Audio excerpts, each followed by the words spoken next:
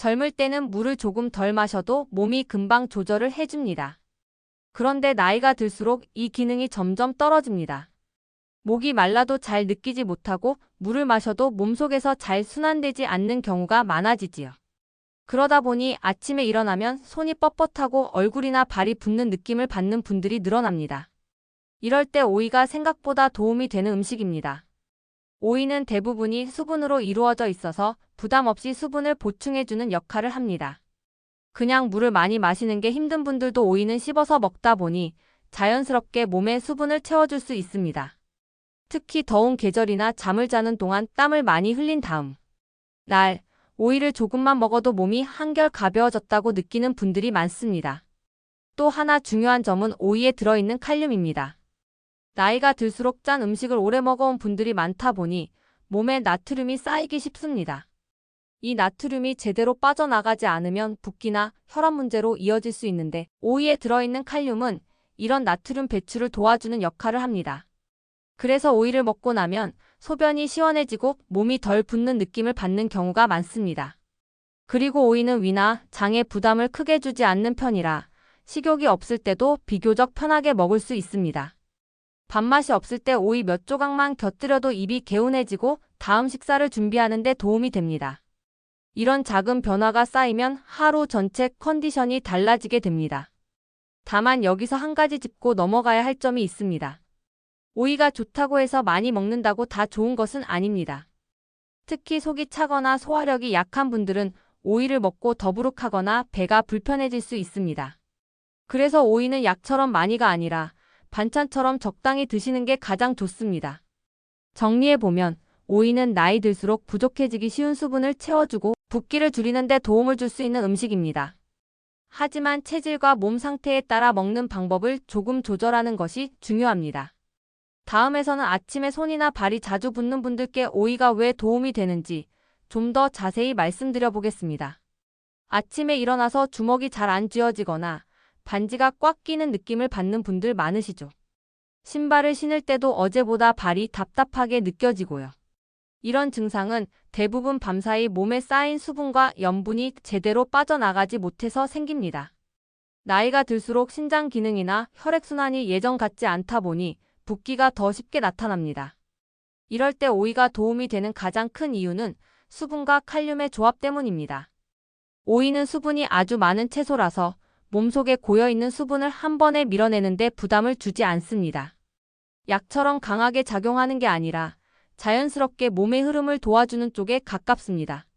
그래서 아침에 오이를 조금 먹으면 소변이 비교적 편안하게 나오고 손발이 서서히 가벼워지는 느낌을 받는 분들이 많습니다. 또 오이에 들어있는 칼륨은 몸속 나트륨을 밖으로 내보내는 데 중요한 역할을 합니다. 평소 국이나 김치, 젓갈처럼 짠 음식을 자주 드시는 분들은 자신도 모르게 염분을 많이 섭취하게 되는데요. 이 염분이 빠져나가지 않으면 붓기가 계속 반복됩니다. 오이를 반찬으로 곁들이는 것만으로도 이런 균형을 조금씩 바로잡는 데 도움이 됩니다. 특히 전날 저녁에 외식을 했거나 간이 센 음식을 드신 다음 날이라면 아침에 오이 몇 조각이 부담 없이 좋습니다. 이때 소금이나 고추장을 듬뿍 찍어 먹는 것보다는 그냥 생으로 먹거나 살짝 묻혀서 드시는 게 좋습니다. 그래야 오이의 장점인 수분과 칼륨 효과를 제대로 볼 수 있습니다. 다만 주의하실 점도 있습니다. 아침부터 차가운 오이를 많이 드시면 속이 불편해질 수 있습니다.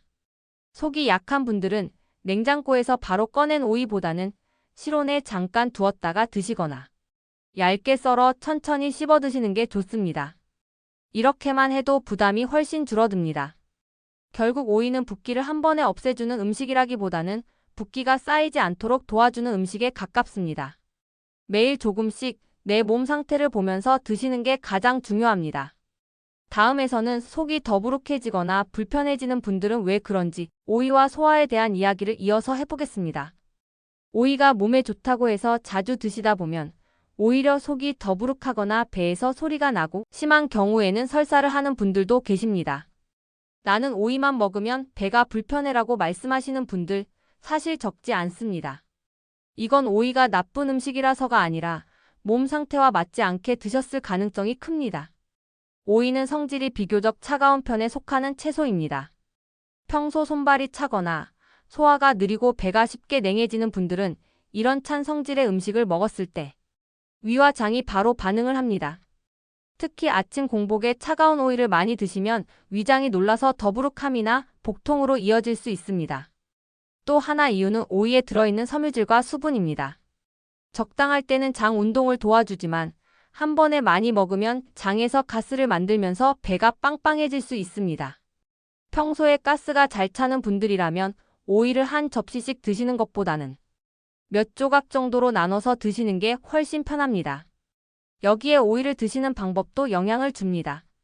냉장고에서 바로 꺼낸 오이를 그대로 드시거나 얼음물에 담갔다가 드시는 경우가 있는데 이런 방식은 속이 약한 분들께는 좋지 않습니다.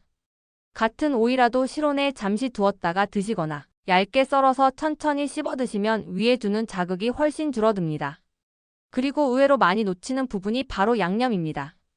오이 무침을 할 때 소금, 고추장, 식초를 많이 넣으면 오이 자체보다 양념 때문에 속이 쓰리거나 더부룩해질 수 있습니다. 특히 위가 약하신 분들은 새콤한 식초가 자극이 될 수 있으니 양념은 최대한 간단하게 하시는 게 좋습니다.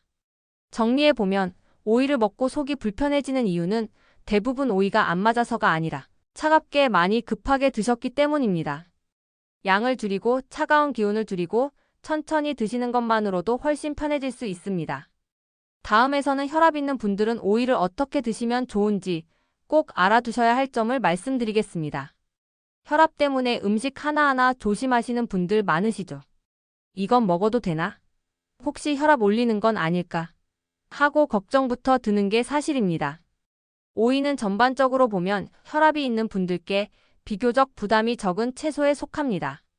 다만 어떻게 드시느냐에 따라 몸에 주는 영향은 달라질 수 있습니다. 오이 자체는 열량도 낮고 수분과 칼륨이 많아서 몸속 염분을 밖으로 내보내는 데 도움을 줄 수 있습니다.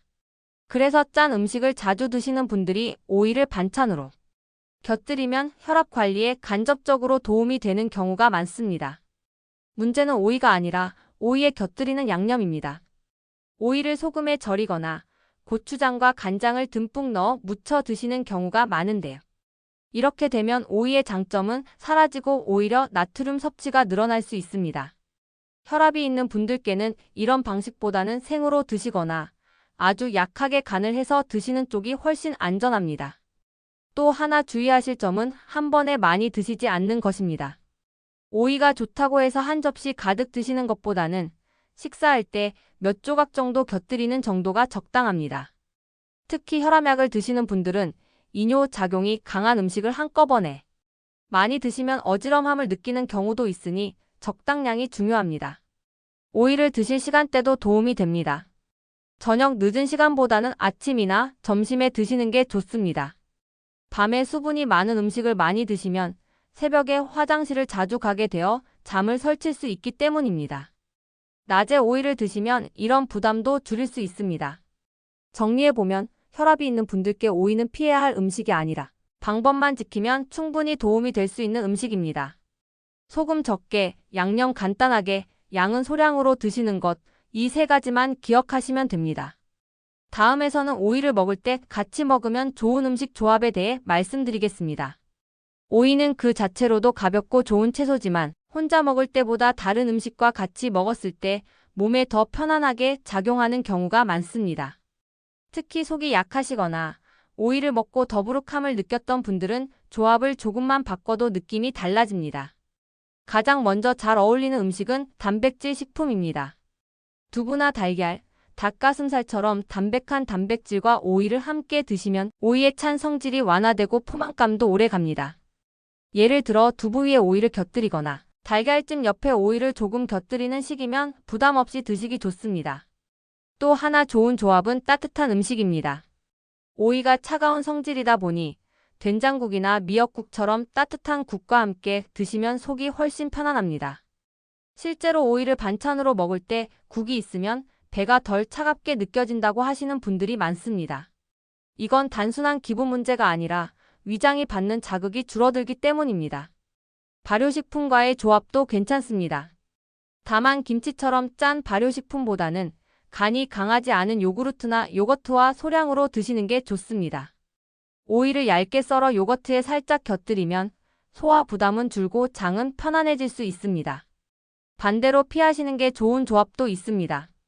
오이를 차가운 음료나 아이스 커피와 함께 드시는 것은 속이 약한 분들께는 좋지 않습니다. 찬 음식과 찬 음료가 겹치면 배가 쉽게 불편해질 수 있습니다. 또한 오이를 짠 반찬과 함께 많이 드시는 것도 붓기 관리에는 도움이 되지 않습니다.